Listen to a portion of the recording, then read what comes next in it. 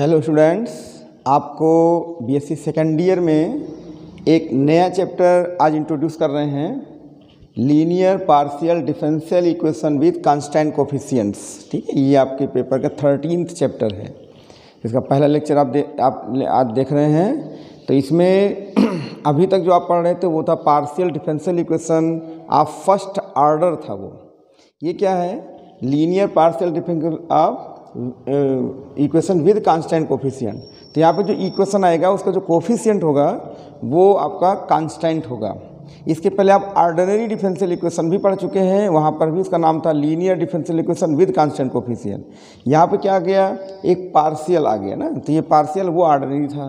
तो वहाँ पर हम लीनियर ऑर्डिनरी में क्या करते थे? उसका कॉम्प्लीमेंट्री फंक्शन निकालते थे, CF बोलते थे, और उसका PI पार्टिकुलर इंटीग्रल निकालते थे। फिर दोनों को ऐड कर देते थे तो उसका कंप्लीट सोल्यूशन मिलता था। यहाँ पर भी वही करना है कि ऐसे इक्वेशन में हम CF निकालेंगे कॉम्प्लीमेंट्री फंक्शन, और दूसरा क्या निकालेंगे? पार्टिकुलर इंटीग्रल PI, और दोनों को ऐड कर देंगे, कंप्लीट सोल्यूशन आपको मिल जाएगा। तो ठीक है, इसको हम शुरू करते हैं। देखिए, इनको इंट्रोड्यूस करते हैं। आपके लिए बहुत ज़्यादा टफ नहीं है, बहुत ईजी चैप्टर है ना। लेकिन लापरवाही नहीं करेंगे, लापरवाही करेंगे तब फिर गड़बड़ा जाएगा। देखिए, इसमें ऑर्डिनरी में हमने आपको CF को बताया था, तो उसमें 5 रिजल्ट दिए थे, वो आपको याद करना पड़ता था। यहाँ पे सिर्फ 2 रिजल्ट आएंगे, है ना। यहाँ पे बहुत ज़्यादा झंझट नहीं है। 2 रिजल्ट से आपका CF रेडी हो जाएगा। PI भी कुछ 2-3 है, वो तैयार करना है, बस ये चैप्टर आपका एंड हो जाएगा। ठीक है, चलिए शुरू करते हैं।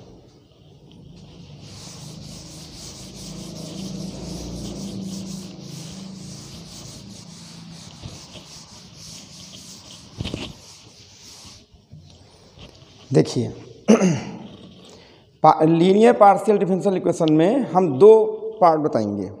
पहला linear homogeneous partial differential equation with constant coefficient. दूसरा होगा linear non homogeneous partial differential equation with constant coefficient. समझ पा रहे हैं कि नहीं? तो एक होगा होमोजीनियस, एक होगा नॉन होमोजीनियस। दोनों को आपको पढ़ना है। तो पहले आपको क्या पढ़ना है? होमोजीनियस। तो पहले 2 कैटेगरी बना के इसको हम लेके चलते हैं, समझिए। तो उसको पढ़ने से पहले जो इनके जो टूल्स हैं उनको एक बार समझ लीजिए, फिर से थोड़ा रिपीट कर दें। आप जानते हैं तभी रिपीट कर देंगे तो अच्छा रहेगा, है ना। बाई चांस कोई पिछला वीडियो ना देखा हो, लेकिन आप जो भी देखिए सीरियल से वीडियो देखेंगे तभी आपको समझ में आएगा। बीच में किसी वीडियो को देखने से समझ में कम आएगा, है ना, परेशान हो जाएंगे आप। चलिए थोड़ा सा टूल्स इसके और बता देते हैं। जैसे यहाँ पर जो फंक्शन होगा वो हमारा हो जाएगा x, y। ठीक है, x, y, और ये z = fxy हो जाएगा। यहाँ पर हम जो है इसके फर्स्ट ऑर्डर और सेकंड ऑर्डर डेरिवेटिव लेते हैं। कैसे? ध्यान दीजिए। यहाँ लिखेंगे p, जिसको आप जानते हैं q। हम यहाँ पर z का x के रिस्पेक्ट में डिफ्रेंशिएट करेंगे और z का y के रिस्पेक्ट में। ये तो हो गया। अब यहाँ पे 3 और हैं r। z को हम सेकंड डेरिवेटिव कर देंगे s, z का हम second derivative with respect to x and y, and t ये हो जाएगा second derivative of z with respect to y। ये सब आप अच्छे से समझ लीजिए। ये जैसे PQRST यहाँ इस इक्वेशन में भी आ सकते हैं, लेकिन जो हम इक्वेशन लेने जा रहे हैं होमोजीनियस पहले पढ़ाएंगे, वहाँ पे आपको RST दिखाई देंगे, है ना। ये कैसे ऑपरेटर है? Second order differential operator. ये आपके क्या है? First order. तो यहाँ पर आपको RST दिखाई देगा, और उसके हम आपको और भी रिजल्ट बता रहे हैं, उसको अच्छे से समझिए। देखिए, पहले तो आप ये कॉपी कर लीजिए, फिर बताते हैं। अब इसी समय हम आपको 2 सिंबल और देने जा रहे हैं। पहला सिंबल है del x, इसको हम स्टैंड कराएंगे D से, यानी del x stand for D, या D स्टैंड फॉर लिख दीजिए, यानी कैपिटल ऐसे लिखिए, उल्टा हो गया। D stand for del x, है ना। और एक हो जाएगा आपका D' stand for del y। जहाँ पर del x होगा, अर्थात x के रिस्पेक्ट में पार्शियल होगा, वहाँ पे D आप लिखेंगे, और जहाँ पे del y होगा वहाँ पर आप D' यूज करेंगे। एक सिंबल है, आप इसको यूज करेंगे, ठीक है, चैप्टर में। तो इतना आपके समझ में आ रहा है। अब देखिए, इसको हम यहाँ पर कैसे यूज करते हैं वो सीखिए आप। इसको लिखा जाएगा आपका dz, ध्यान दीजिए, del x dz। ये क्या होगा भाई? D'। यहाँ पे आइए, तो इसको पहले आप जो है अपना कॉपी कर लें, फिर हम इसको यहाँ पर यूज करेंगे। कैसे यूज करते हैं देखिए। अब देखिए ये इसी का सेकंड डेरिवेटिव है एक्स के रिस्पेक्ट में, तो हम लिखेंगे डी स्क्वायर जेड। यहाँ पे देखिए एक्स भी है वाई भी है, तो डी भी है डी डैश भी है, तो क्या लिखोगे डी डी डैश जेड। इसको क्या लिखोगे D dash square z, D dash y के रिस्पेक्ट में डी डैश स्क्वायर जेड। ठीक है, ये सब चीज़ें आपको पहले समझनी है। तो जो चैप्टर हम शुरू करने जा रहे हैं वहाँ पर इनकी ज़रूरत पड़ेगी, इनकी ज़रूरत तो नहीं पड़ेगी, ये ज़रूरत पड़ेगी, इसलिए पहले से आप इसको जो है सीख लीजिए। ठीक फर्स्ट ऑर्डर का भी होमोजीनियस बन जाएगा। तो ये है कि होमोजीनियस ज़्यादातर 2 ऑर्डर के 3 ऑर्डर के इक्वेशन ज़्यादातर बनाए जाते हैं, तो वो हमने आपको बता दिया। फर्स्ट ऑर्डर में भी आप बना सकते हैं, इसलिए इनको भी वो हो सकता है यूज करें। ठीक, तो आप सबसे पहले बताइए इसको लिखना सीख गए कि नहीं, ये क्लियर हो गया? इसको आप कॉपी कर लें। तो पहले हम कोई भी चैप्टर शुरू करते हैं तो उनके पहले टूल्स है ना, जैसे मान लीजिए आप कोई चीज़ बनाना है, कोई यंत्र सेट करना है, कुछ भी बनाना है, तो आप पहले उसके लिए जो है टूल्स इकट्ठा करते हैं, तब जाके आप उस पर ऑपरेट करते हैं ना। बिना टूल्स के ऑपरेट करेंगे तो हम आपको ये टूल्स दे रहे हैं। अब हम कैसे ऑपरेट करते हैं वो आपको सिखा रहे हैं, देखिए।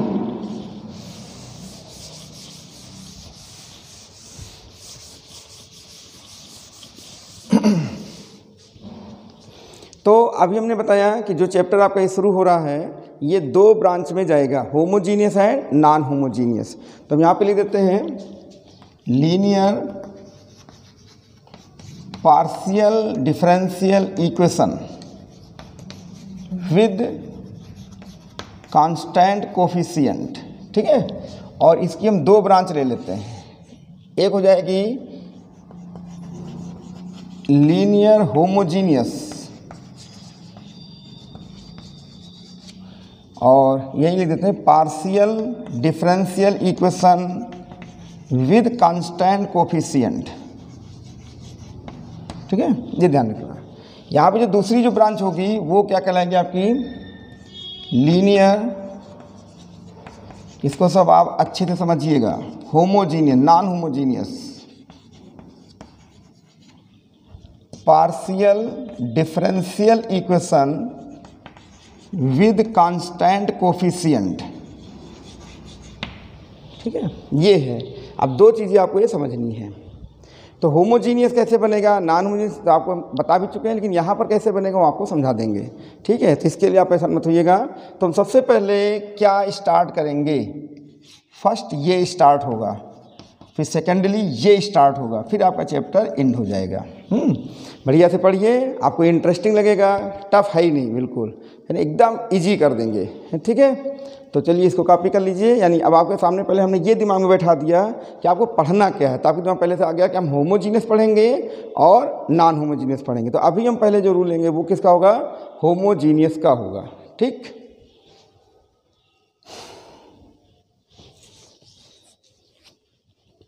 ठीक है।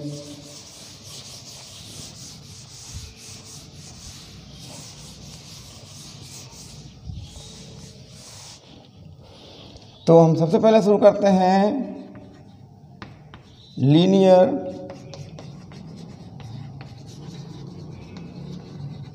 होमोजीनियस, ठीक है, पार्शियल डिफरेंशियल इक्वेशन विद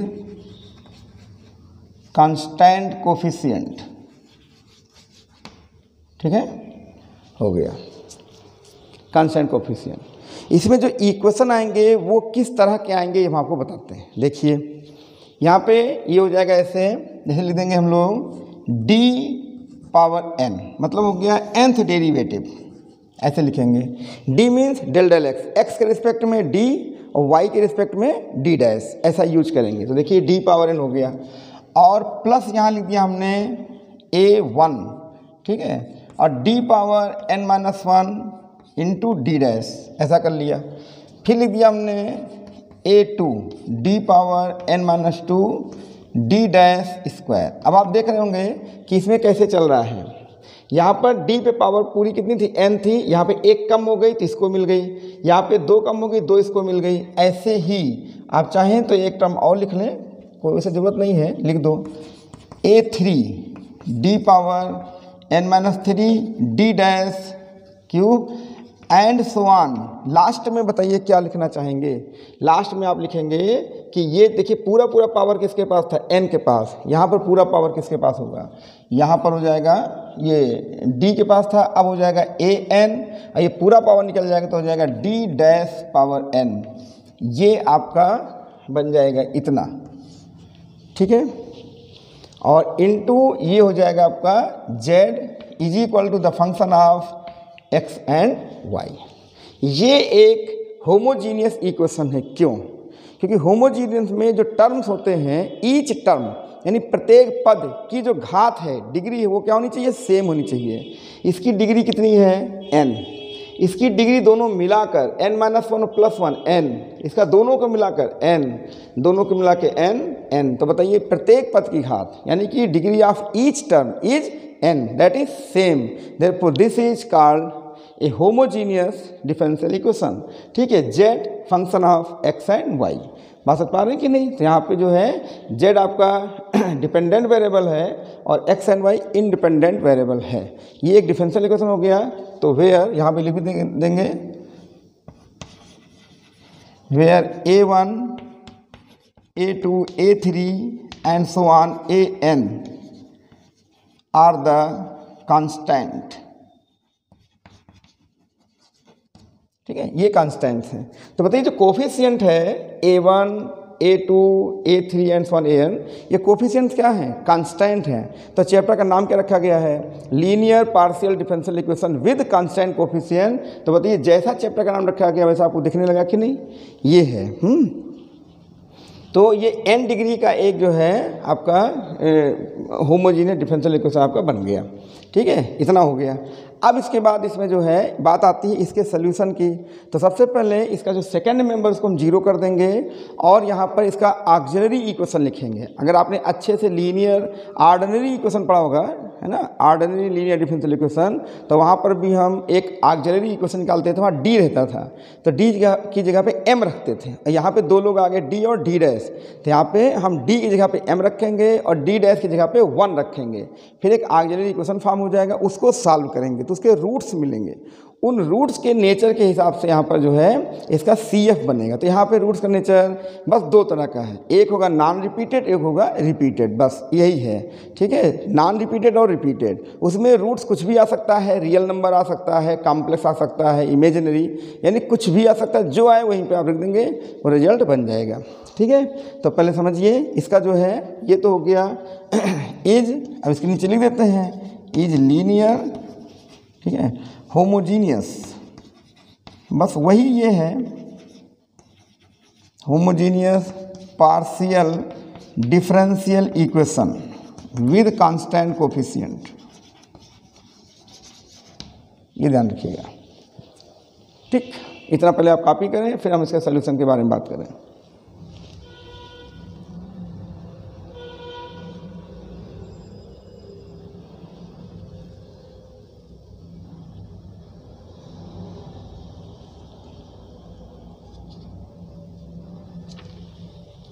ठीक है, कर लिया। अब देखिए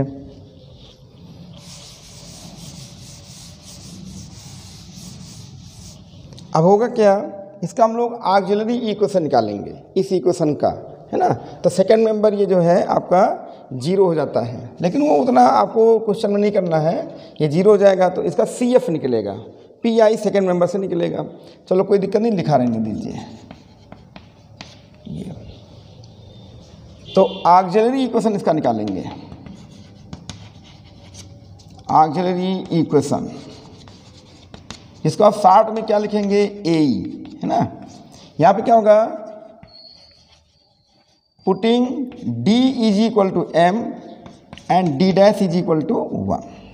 ध्यान दीजिए, D की जगह पे M और D डैश की जगह पे 1 रखेंगे, विशेष ध्यान रखिएगा। अच्छा, और इस इक्वेशन में और एक आपको इक्वेशन मिल जाएगा M के फॉर्म में, उसको सॉल्व करेंगे। इस तरह से होता है, देखिए।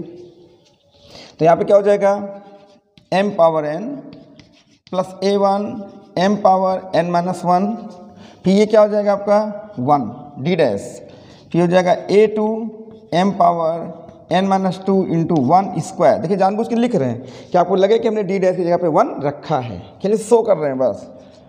a3 m power n minus 3 into 1 cube and so on plus ये हो जाएगा an और 1 power n is equal to 0। Second member zero करके CF निकाला जाता है और जो सेकेंड मेंबर हो तो उसे हम PI निकालते हैं। तो ये आपका जो है एक n डिग्री का ये इक्वेशन बन गया। चाहो तो फिर से एक बार लिख लो, कोई दिक्कत नहीं है।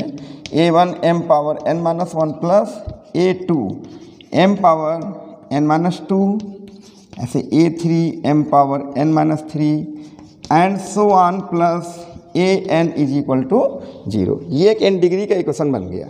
तो जब n डिग्री का इक्वेशन है ये, तो इसके कितने रूट्स होंगे? n।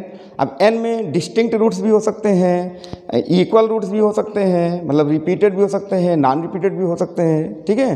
रियल हो सकते हैं, यहाँ पर इमेजिनरी हो सकते हैं, दैट इज कॉम्प्लेक्स। ये कुछ भी यहाँ पे होगा, इनके लिए सिर्फ दो रूल है, एक रिपीटेड एक नॉन रिपीटेड। तो हम सबसे पहले इसका नॉन रिपीटेड रूट के बारे में बात करेंगे, है ना, कि तो पहले इतना आप कॉपी कर लीजिए, इन्हें कॉपी कर लें, फिर आगे बढ़ते हैं।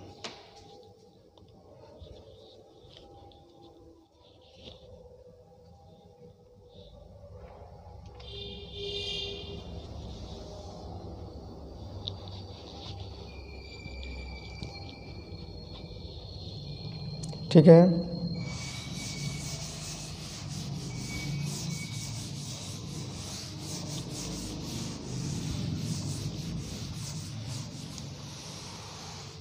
तो ये जो ऑक्सिलरी इक्वेशन आपका आया है अभी, ये हम लिख देते हैं कि AE जो ये है हैज डिस्टिंक्ट रूट्स या नॉन रिपीटेड, कुछ भी सकते हैं,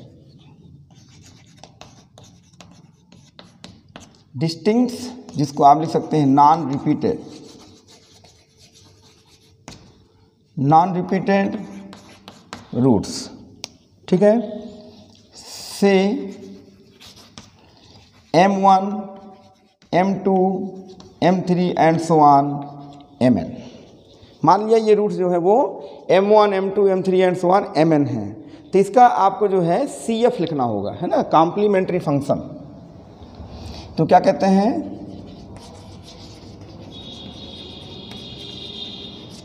कॉम्प्लीमेंट्री फंक्शन, फुल फॉर्म ने लिख दिया, शॉर्ट में क्या बोलोगे, CF। तो इसका जो CF बनेगा वो क्या बनेगा, ध्यान दीजिए, CF इज इक्वल टू लिएगा F1 ऐसे फंक्शन है और y प्लस M1x पहला रूट, ठीक है।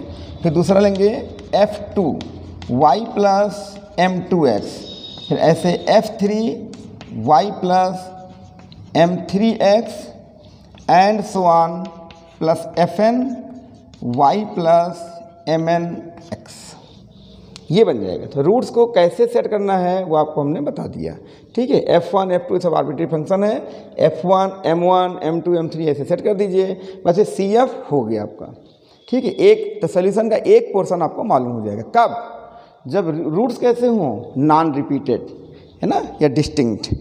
तो इसको जो है आप कॉपी कर लें, उसके बाद फिर दूसरा बताते हैं।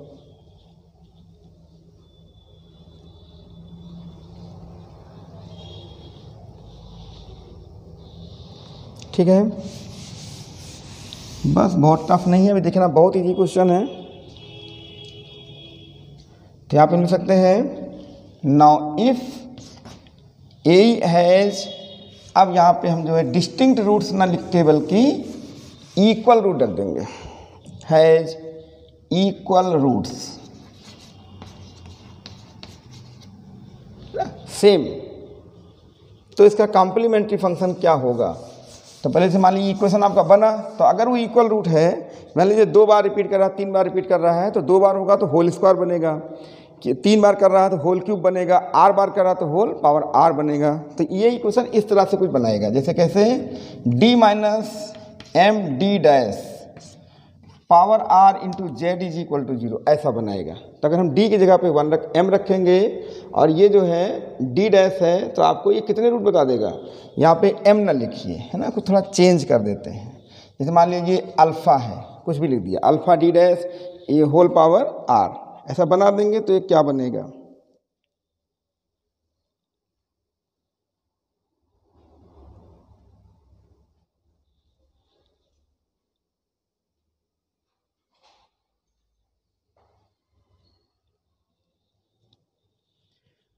तो यहाँ पर क्या होगा, ये d की जगह पे m रखोगे, ये d-1 हो गया, तो ये d तो m minus alpha whole power r, तो m के रूट क्या बनेंगे, अल्फ़ा आएगा, कितनी बार आएगा, r बार आएगा, है ना। तो हम उसको जो है इस तरह से भी लिख सकते हैं, कैसे, ये अगर इसका ऑक्सिलरी बनाओगे, अगर ऐसा इक्वेशन बन गया तो क्या बनाओगे, m minus alpha into 1 whole power r is equal to 0। देखिए ये m हो गया, ये d-1 हो गया, m माइनस अल्फ़ा ये हो गया, तो बताइए यहाँ पे m इज इक्वल टू क्या हो जाएगा, अल्फ़ा कामा अल्फ़ा कितनी टाइम्स, r टाइम्स। बताइए यहाँ अल्फ़ा कितनी बार आया, अल्फ़ा r बार आया, है ना, r टाइम यहाँ पे रिपीट हो रहा है। तो इसका जो CF बनेगा वो क्या बनेगा, CF ये ऐसे लिखा जाता है, देखिए F1 y plus alpha x, alpha जैसे वहाँ पे m1 m2 लिखे थे, अल्फ़ा x, फिर यहाँ पे x लगाएंगे, है ना, फिर लिख देंगे F2 y plus alpha x, root तो अल्फ़ा ही है, फिर यहाँ पर लिख देंगे x square F3 y plus alpha x। अब आप बताओ कितने रूट्स मिले थे, n रूट्स, है ना, तो डॉट डॉट डॉट कितने मिले थे, r टाइम्स, तो r रूट्स इसके मिल रहे हैं लेकिन रिपीटेड हैं, तो आप इसको 1 से लेके r तक जाएंगे, लेकिन ज़रा दोनों में आप ज़रा डिफरेंस देखिए क्या दिख रहा है, ये 3 है ये 2 है, एक कम है, तो इसका मतलब क्या हो जाएगा कि x power r minus 1 into F R Y plus alpha x, ये इसका CF होगा। ठीक है, इसको आप जो है कॉपी कर लें, फिर हम एक एक्सरसाइज आपकी जो है सॉल्व करवाते हैं। यहाँ तक क्लियर हो रहा है कि नहीं, देखिए तो कॉपी करें।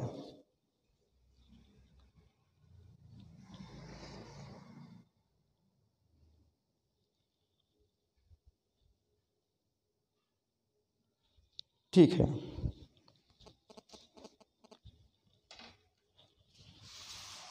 अब देखिए प्रॉब्लम कैसे सॉल्व करते हैं, आपके लिए बहुत ईजी है।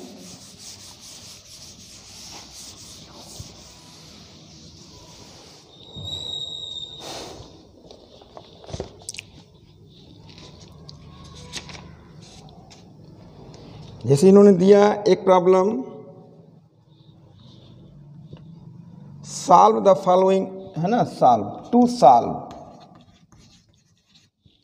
ये इक्वेशन इनका D cube minus 6d square into D dash plus 11 D dash square minus 6d dash cube, z is equal to 0। अब देखिए आपको सबसे पहले रिकग्नाइज करना होगा एग्जाम में कि इक्वेशन कहाँ का है ना। तो यहाँ पे क्योंकि अभी जब आप होमोजीनियस पढ़ रहे हैं, बाद में से नॉन होमोजीनियस भी मिक्स हो जाएगा, तो आपको फिर डिस्टिंग्विश करना होगा कि हम होमोजीनियस की ओर जाना है कि हमें नॉन होमोजीनियस की ओर। तो पहले पहचानिए ये कैसा है। देखिए इसकी डिग्री 3 है, यहाँ 2 + 1 मिलाकर 3, यहाँ 1 + 2 मिलाकर 3, ये 3, इसका मतलब 3 डिग्री ईच टर्म, यानी प्रत्येक पद की घात यहाँ पर 3 है, इसका मतलब हो गया ये होमोजीनियस है। और यहाँ पे जो सेकंड मेंबर है वो क्या है, 0 है, यानी एक्स वाई का कोई फंक्शन नहीं है। तो यहाँ पर जो इसका सोल्यूशन होगा वो केवल कॉम्प्लीमेंट्री फंक्शन से ही निकल जाएगा, इसमें पी आई नहीं निकलेगा। ठीक है, जब यहाँ पे सेकंड मेंबर कोई एक्स वाई का फंक्शन होगा तो पी आई भी निकालना होगा, फिर दोनों को ऐड करना होगा। ठीक है, बिल्कुल आपको ordinary linear differential equation with constant coefficient जैसा ही दिख रहा होगा, बस ये पार्शियल है, वो ऑर्डिनरी था। ठीक है, तो यहाँ पर क्या लिखेंगे, पुटिंग ये d is equal to m and d dash is equal to 1।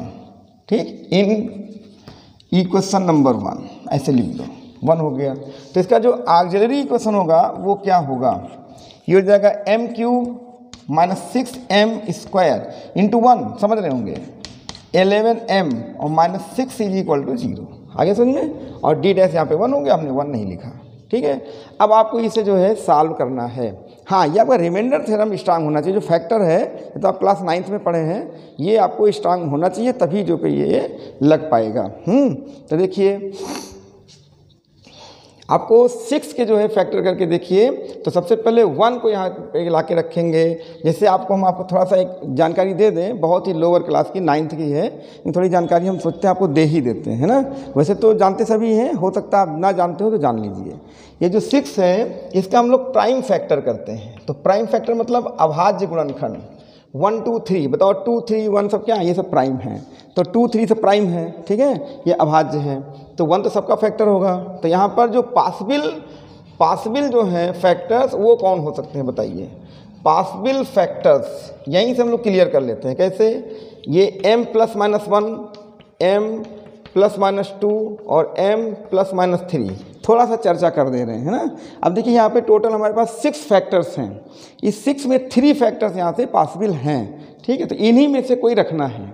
कुछ स्टूडेंट क्या है ऐसे क्वेश्चन में अंदाज़ा लगाते हैं, जैसे 1 रख दिया, कभी एक बार 1 रख देंगे ना, उनको ये नहीं मालूम कि 1 क्यों रख रहे हैं। 1 रख दिया, फिर -1 रख दिया, अगर 0 हो गया तो वो अंधेरे में रहते हैं, उनका आंसर भी आ जाता है। फिर वो 1 के बाद 2 रख देंगे, फिर 3 रख देंगे, फिर ऐसे 3, तो वो उनका जो है मान लिया आ गया, ठीक। लेकिन मान लीजिए वहाँ पर अभी थोड़ी देर के लिए यहाँ 6 जगह पे 15 होता तो आप क्या करते हैं, 1 × 3 × 5 लिखते हैं कि नहीं।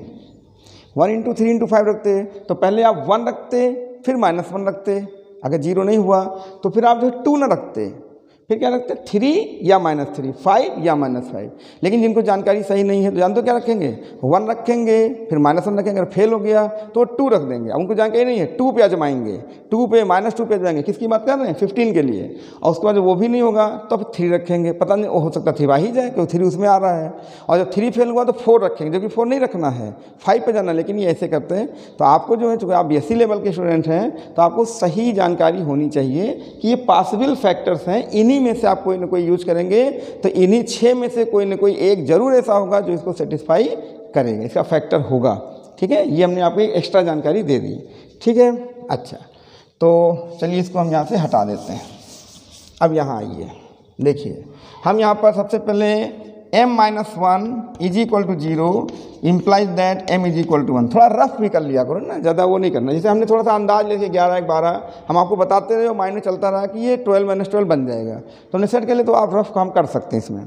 तो 1 रख दिया, देखिए 1 हो जाएगा, -6 हो जाएगा, +11 हो जाएगा, -6 = 0, 11 + 12 - 6, 0 = 0, ये हो गया ट्रू। इसका मतलब हो गया फैक्टर है, यानी m - 1 इज ए फैक्टर। ये आपको काम यहाँ पर करना होगा। ये सब 9th लेवल की चीज़ है ना, फैक्टर, वो आप मजबूत करिए अपना। अभी फैक्टर हो गया, तो इस फैक्टर को यहाँ पर हम लोग अरेंज करते हैं या डिवाइड करके निकालते हैं। इसको सभी टीचर अपने अपने ढंग से अपने स्टूडेंट को बताते हैं। आप किस तरह से सीखे हैं, आप जो सीखे हैं उसी ढंग से करिए, ये नहीं कि हम जो बताएं वही करिए। यहाँ पर आपको पूरी छूट है, जैसे आपने फैक्टर किया वैसे करिए। एक मेथड हम भी बता देते हैं, आपको अच्छा लगे तो अडॉप्ट करिए, नहीं तो जो मेथड जानते हैं उसी मेथड से आप इसको फैक्टर करिएगा, ठीक है। पूरी छूट है, सब सही है। तो चलो इतना आप कॉपी करो पहले, ठीक। अब देखिए हम इसको अरेंज करते हैं। Arranging m - 1 in above equation, उसमें अरेंज करिए। तो कैसे देखिए करते हैं हम तो इस तरह से आपको बता देते हैं। जैसे सबसे पहले इसमें फर्स्ट टर्म आप यहाँ लाइए, बाकी तो छोड़ दीजिए, और इन पे ज़रा विचार करिए कि हम क्या इसमें जोड़ें या घटाएं कि हमको ब्रैकेट में m - 1 मिल जाए। तो हम क्या करेंगे, -m²। ये माइंड आपको एडवांस लगाना है खुद, है ना, ये कोई वो नहीं है, ये अपने से सोचिए। तो हमने m² घटा दिया, तो जब आप m² कॉमन लेंगे तो ब्रैकेट में आपको m - 1 मिल जाएगा कि नहीं, बताइएगा। m² कॉमन ये बना कि नहीं, ऐसा सेट कर रहे हैं। अब आप बताओ, अपने तरफ से m² आपने घटाया है तो जोड़ेंगे भी, तो +m², और ये देखिए यहाँ बैठा हुआ। अब इस पर विचार करिए, इसके साथ आ गया, तो आपका +m², इनका -6m², ये बन जाएगा आपका -5m²।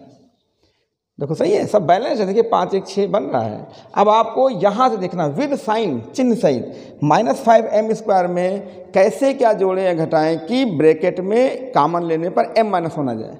तो ये माइनस है तो यहाँ पे प्लस करना होगा, 5 भी करना होगा और m करना होगा। तो आप बताएं, यहाँ पर अगर हम -5m कॉमन ले लें तो ये आपका m - 1 हो जाएगा कि नहीं। अरे भाई -5m का मान लिया तो m-1 हो गया। तो अब आप बताइए 5m आपने क्या किया, ऐड किया, तो सब्ट्रैक्ट भी करिए -5m। ये देखिए 11m बैठा हुआ है, तो 11 में ये +11 है और आपका -5 है, तो कितना हो जाएगा +6m, प्लस हो जाएगा 6m, ठीक है। और अगर आपने बिल्कुल सही ढंग से काम किया है तो ऑटोमेटिक लास्ट टर्म एडजस्ट कर लेगा। देखिए ये -6 आप लिख दीजिए, तो आपका देखिए 6 कॉमन हुआ कि नहीं, तो m-1 आ जाएगा।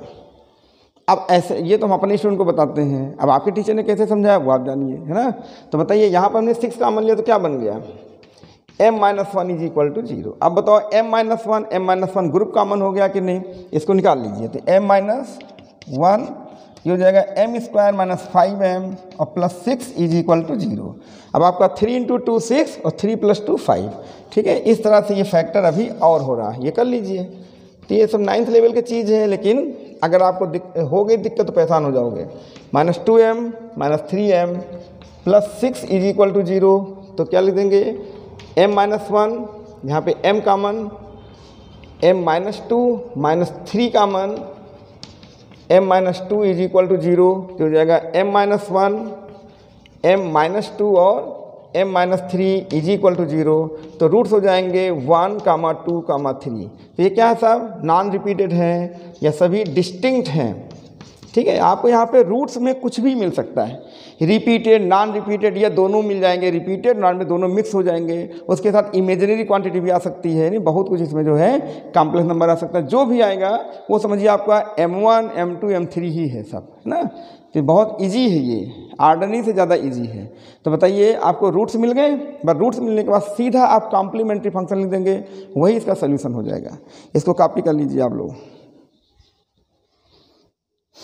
तुरंत कॉपी करिए, रिजल्ट लिख दें बस खत्म।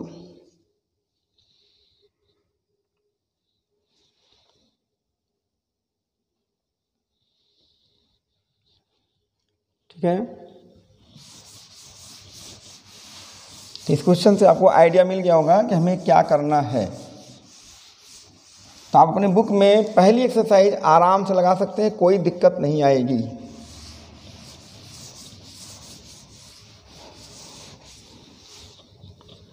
तो लिख दो सीधे, द सॉल्यूशन इज तो हो जाएगा z = है ना। तो आपको जो CF है कॉम्प्लीमेंट्री फंक्शन, वही तो सोल्यूशन होगा। तो इसका z = पहले क्या होगा f1 y + m1x, तो आपका m1 क्या है 1x, तो y + x हो जाएगा। फिर हो जाएगा f2 y + m2x, तो ये है 2x। फिर f3 y + m3 कौन है 3x। बस यही आंसर आपको मिल जाएगा। This is the solution of the given differential equation. ये क्लियर हुआ आपको, अच्छा लगा, ठीक है। तो ऐसे बहुत से क्वेश्चन हैं, आप लगा सकते हैं अपने बुक में, एग्जाम्पल्स हैं और एक्सरसाइज में, सब बिल्कुल सरल है। बस आपका फैक्टर जो है स्ट्रांग होना चाहिए, नहीं तो फिर आपको थोड़ा यहाँ दिक्कत होने लगेगी, है ना। देखते हैं कोई एक आध और आपको बता देते हैं, इसके बाद फिर आपको इतने तक पहले रोक देंगे, फिर आप एक प्रैक्टिस कर लीजिए, अपनी पूरी एक्सरसाइज लगा लीजिए, एग्जाम्पल लगा लीजिए। फिर इसके बाद हम शुरू करते हैं, जिसमें सेकेंड मेंबर 0 नहीं होगा तो वहाँ से क्या होगा, PI आपको निकालना पड़ेगा। CF तो निकालना ही पड़ेगा, PI भी निकालना होगा, फिर दोनों को ऐड कर देंगे तो Z = CF + PI। देखिए हमने जानबूझ के यहाँ CF लिख दिया, क्या आपने CF ही लिखा है, लेकिन सेकेंड मेंबर 0 होने के कारण यहाँ पर PI नहीं निकलना है ना। चलिए ठीक, तो कॉन्सेप्ट एकदम क्लियर हो रहा है। जैसा होगा आप व्हाट्सएप पे कमेंट करिए। देखिए ये वीडियो जो है ये लाइव क्लास में नहीं चल पा रहा है ना। तो हो सकता है वैसे तो हम सतर्क रहते हैं, बाई चांस अगर हो सकता है, कॉन्सेप्ट आपको गलत कभी नहीं देंगे, लेकिन हो सकता है कि कहीं पे हमको 2 लिखना चाहिए, वो गलती से 3 लिख गया, या कहीं प्लस लगाना चाहिए, कहीं जल्दी में माइनस लग गया, ऐसा गलती होता रहता है मैथमेटिक्स में ना। तो उसको थोड़ा सा आप कॉमन सेंस समझ के, आप पढ़े लिखे हैं, समझदार हैं, तो अपने से भी थोड़ा एडजस्ट कर लीजिएगा, ठीक है। अगर कोई जैसे कोई कॉन्सेप्ट में कोई दिक्कत हो, कोई कन्फ्यूजन हो, तो फिर उसके लिए हमारी जिम्मेदारी है, आप हमको तुरंत कमेंट करें, हम उसके लिए जैसा भी होगा तुरंत उसको हम करेक्ट कर देंगे, ठीक है। यानी आपके लिए फिर नया वीडियो बना के अपलोड कर देंगे, कोई दिक्कत नहीं है। लेकिन अगर तो कहीं प्लस का माइनस हो गया बाई चांस, कहीं 2 की 3 लिख दिया, तो ये सब छोटी छोटी बातें हैं, तो इसको आप इग्नोर करके अपने से उसको फिर से सॉल्व करके सेट कर लीजिएगा, है ना, इतना ध्यान रखना, ठीक। चलिए बहुत ही इजी क्वेश्चन है, कोई दिक्कत ही नहीं आनी है आपको। चलो कोई एक और ले लेते हैं, थोड़ा सा रिपीट वाले क्वेश्चन हो जाए। जैसे देखिए क्वेश्चन ले रहे हैं टू सॉल्व, यहाँ पर कितना दे रहे हैं, D cube minus 3d square into D dash, फिर plus 3d into D dash square, फिर है minus D dash cube into Z is equal to 0। ऐसा क्वेश्चन दे रहे हैं, ध्यान दीजिए आप। देखिए अब तो आप एक्सपर्ट हो गए, कुछ करना ही नहीं है, सीधा इसको जो है ऑक्सिलरी इक्वेशन है ना, बस d is equal to m and D dash is equal to 1 ये रखेंगे तो जाएगा m cube minus 3m square plus 3m minus 1 is equal to 0। इसको आप सॉल्व कर लीजिए, है ना। तो यहाँ पर अगर हम m स्क्वायर कॉमन लेते हैं तो ये m, एक चीज़ और बता दें, अगर 4 टर्म का कोई है और उसमें एक बार आप रिमाइंडर थ्योरम में लगा के सबसे पहले कॉमन जरूर लेके चेक कर लीजिए। कभी कभी ये ऐसे कॉमन लेने से ग्रुप में वो जो है फैक्टर बन भी जाता है, तो आप इतने लंबे पे मत जाइए। लेकिन फिलहाल हम देखो चेक किए m स्क्वायर, तो m जब m स्क्वायर कॉमन लेंगे तो m माइनस 3 होगा, यहाँ पे नहीं होगा, इसका मतलब हमें फैक्टर करना पड़ेगा। अब इसके कितने फैक्टर पॉसिबल हैं, इसके 2 फैक्टर पॉसिबल हैं, m प्लस माइनस 1, इतने फैक्टर इसके पॉसिबल हैं। होंगे तो 3 रूट, लेकिन इतने पॉसिबल फैक्टर हैं जिनसे ये 0 हो सकता है, वो चीज़ हम बता रहे हैं। बाकी और रूट भी आ सकते हैं। तो देखिए यहाँ पर हम क्या करेंगे, 1 रखते हैं तो 1 3 प्लस 1 4 हो जाएगा। m minus 1 is equal to 0 implies that m is equal to 1 रख रहे हैं, तो 1 minus 3 plus 3 minus 1 is equal to 0। तो 3 प्लस 1 4, 3 प्लस 1 4, ये हो जाएगा 0 इज इक्वल टू 0 ट्रू। ठीक है, यानी ये फैक्टर है। अच्छा, इतना आपको समझ में आ रहा है। फिर इसके आगे हम बढ़ते हैं, तो कॉपी कर लीजिए आप। ठीक है, अब इसके बाद क्या करेंगे, दिस इज अ फैक्टर, तो m minus 1 is a factor. ठीक, ये फैक्टर हो गया तो अरेंज करिए,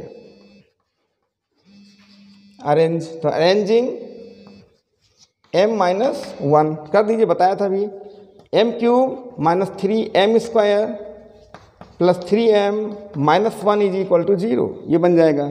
अब आप यहाँ पे सबसे पहले m क्यूब ले लो, इसमें ऐसा सोचो कि m माइनस 1 हो जाए, तो क्या करेंगे, m स्क्वायर हम यहाँ पर माइनस कर देंगे। तो अगर आप m स्क्वायर आप माइनस करते हैं तो बताइए m स्क्वायर जो कॉमन लेंगे तो क्या हो जाएगा, m माइनस, चेक भी कर लिया को, एक लाइन नीचे लिख लो, सही भी चलता रहेगा। तो आपने m स्क्वायर यहाँ पे क्या किया, सब्ट्रैक्ट किया, तो ऐड करिए, तो माइनस 3 प्लस 1 ये हो जाएगा माइनस 2m स्क्वायर। अब आप यहाँ पे सोचिए माइनस 2 में स्क्वायर में क्या करें कि m माइनस 1 हो तो लिखोगे 2m प्लस 2m, जब प्लस 2m हो गया तो माइनस 2m, तो इसमें अगर आप 2m कॉमन लेते हैं माइनस में तो ब्रैकेट में m माइनस 1 हो जाएगा। तो अब आप बताइए, आपने 2m यहाँ पे क्या कर दिया, ऐड किया, तो 2m यहाँ पे घटा दीजिए तो बचेगा प्लस m, और देखिए ऑटोमेटिक ये m माइनस 1 बन गया, तो यहाँ पे 1 कॉमन ले लो, तो m minus 1 is equal to 0। अब आपका m माइनस 1 देखिए कॉमन हो गया, तो बचेगा m square minus 2m plus 1 is equal to 0, तो हो जाएगा m माइनस 1 और ये m स्क्वायर है ना, ये बन गया m minus 1 whole square is equal to 0। ठीक है, हम लोगों ने ध्यान नहीं दिया, ये वास्तव में a माइनस बी का होल क्यूब बन रहा था, कोई बात नहीं है ना।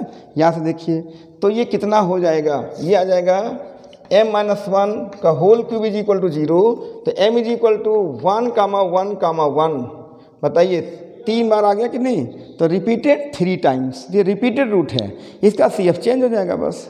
ठीक है, तो आप कॉपी कर लीजिए।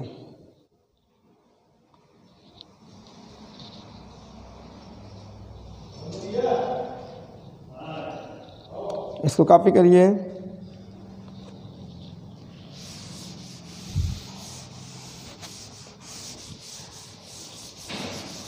तो अब आपका ये हो जाएगा solution, solution is z is equal to CF, तो ये हो जाएगा z इज इक्वल टू, कैसे बताया था, सबसे पहले लिखेंगे F1 y प्लस कितना है 1, तो 1x लिखेंगे आप, फिर यहाँ पे x लगाएंगे है ना, और F2 y प्लस फिर x लिखेंगे 1x। ठीक है, और फिर यहाँ पे आपका लग जाएगा f(x) स्क्वायर और F3 y प्लस x, ये आपका सोल्यूशन बन जाएगा। कैसे लिखा, देखो ये x कहाँ से आया 1x है ना, तो ये हो गया 1x। तो यहाँ पे क्या, अगर मान लो भी m इज इक्वल टू आ जाता है यहाँ पर 3 तो आप क्या लिखते हैं y प्लस 3x, तो हर जगह 3x लिख देते हैं, आप समझ गए होंगे। तो ये हो जाएगा y प्लस x, और जब रिपीट है 3 टाइम तो सेकेंड टर्म यहाँ x लिखा जाएगा, अगले में x स्क्वायर 3 पर यहीं पर रोक दीजिए। यहाँ पे देखिए जितना यहाँ पे है उससे एक कम पे यहाँ पे रुकेगा। तो this is the complete solution of the given differential equation. ठीक है, तो यहाँ तक आपको समझ में आ गया होगा। तो ये जो एक्सरसाइज आप लगाएंगे देखना बिल्कुल ईजी है, कहीं दिक्कत भी नहीं है। हम आपको और ऐसे बता दें, इतना पहले कॉपी कर लो, थोड़ा और हिंट कर दें आपको, कॉपी करिए।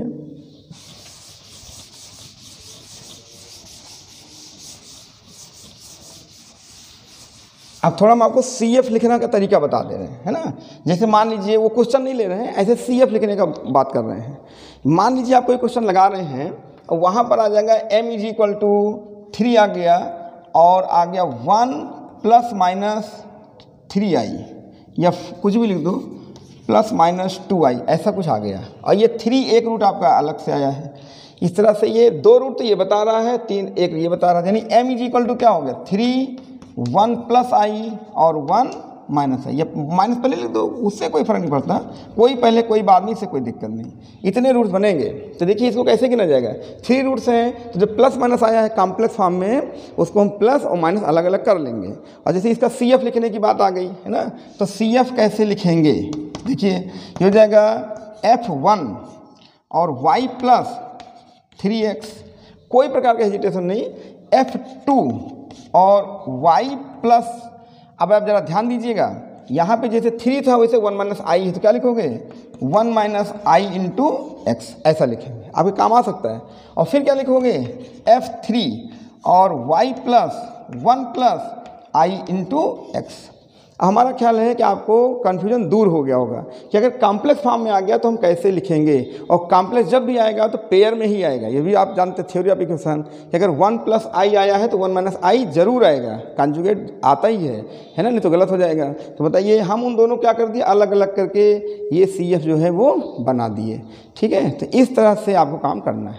तो ऐसे में मिक्सिंग हो जाएगी। जैसे मान लो कोई क्वेश्चन आप लगाने बैठे, m इज इक्वल टू आ गया -2 -2 और 3 1 प्लस माइनस 4i, ऐसा आ गया। ऐसे रूट्स आ गए।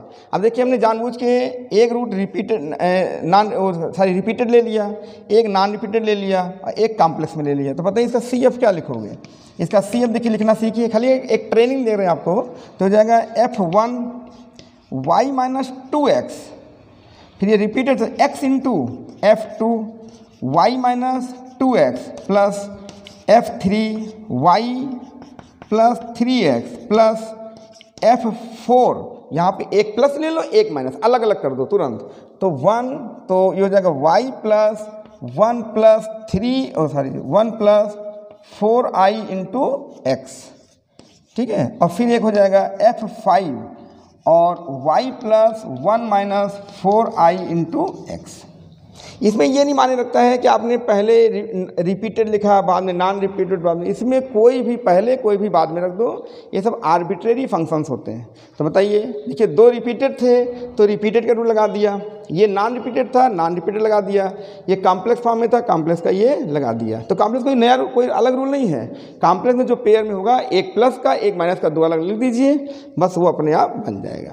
ठीक है, ये हुआ एक अलग से हमने आपको जानकारी दे दी कि बाई चांस आप कोई क्वेश्चन लगा रहे हैं, एग्जांपल पढ़ रहे हैं, वहाँ पे रूट सॉल्व करने पे ऐसा आया तो आप इस तरह से उसको जो है बांटते चले जाइए। तो बताइए इसमें देखा जाए तो ऑर्डिनरी में 5 टाइप के थे और पार्शियल में सिर्फ 2 टाइप का, है ना, नॉन रिपीटेड और रिपीटेड। तो आपको ये वीडियो कैसा लगा आप बताइएगा, कमेंट करिएगा, है ना, और चैनल को अपना लाइक कर दीजिएगा अच्छा लगे तो। कुछ आपके लिए बेनिफिट हुआ कि नहीं ये देखिएगा।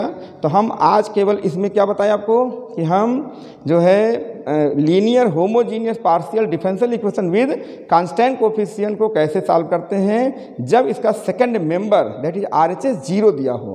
तो वी फाइंड ओनली CF, ठीक है, and Z is equal to CF is the complete solution of the given differential equation. ठीक, thanks for watching my video.